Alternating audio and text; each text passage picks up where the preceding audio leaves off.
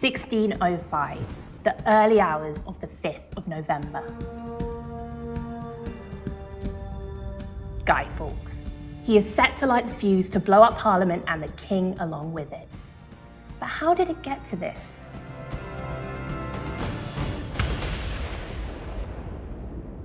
For many years, there's been extreme tension between two religions, the Protestants and the Catholics.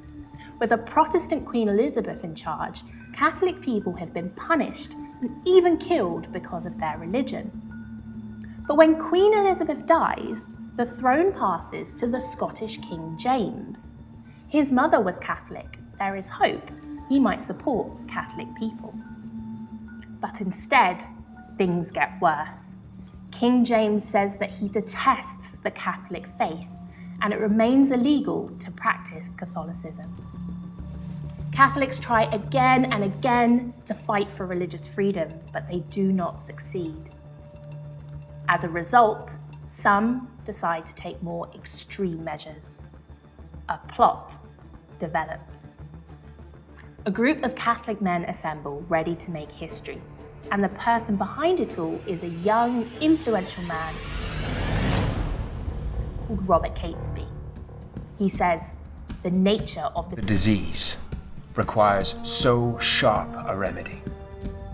He feels they need to take drastic and violent action. Catesby and the plotters plan to blow up Parliament. This would involve a deadly explosion, destroying everything within 60 metres.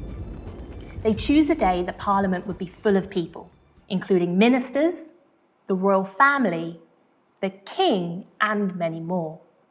They use boats to cross the River Thames and hide 36 barrels of gunpowder in a vault.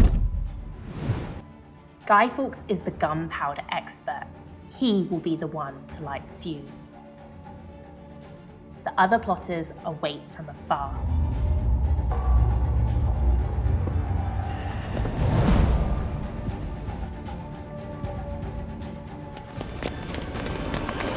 But the fuse is never lit. Guy Fawkes is caught. He is taken to the Tower of London to be interrogated.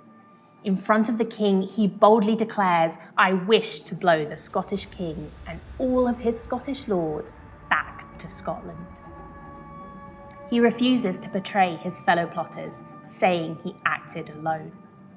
But how did the plot fail in these last few moments? The answer to this lies in a mysterious letter. Not long before, a man named Lord Monteagle reportedly received a letter. It warned him to stay away from Parliament. It read, "They shall receive a terrible blow this Parliament, yet they shall not see who hurts them."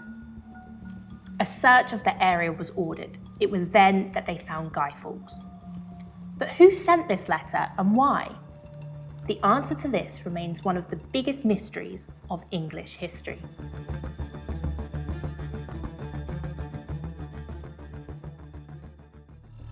The morning of the 8th of November. After the failed plot, Catesby and the remaining plotters attempt a final rebellion, but they are ambushed and soon surrounded.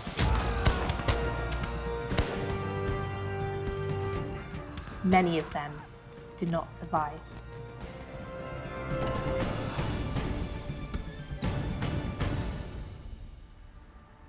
At the Tower, Guy Fawkes' interrogation turns to torture. The king declares the gentler tortures are to be used first, and then, by degrees, to the worst. Fawkes' handwriting before and after the interrogation show the impact it had on him. From a strong, bold signature to a shaky blur of ink.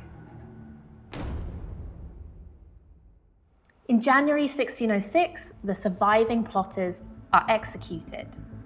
Guy Fawkes is hanged, drawn, and quartered. The king orders people to celebrate the 5th of November every year and remember the failure of the plot. Religious inequality continues, and things actually get worse for Catholic people. Today, we celebrate the 5th of November in different ways. Some may simply enjoy bonfire displays, however some remember the plot.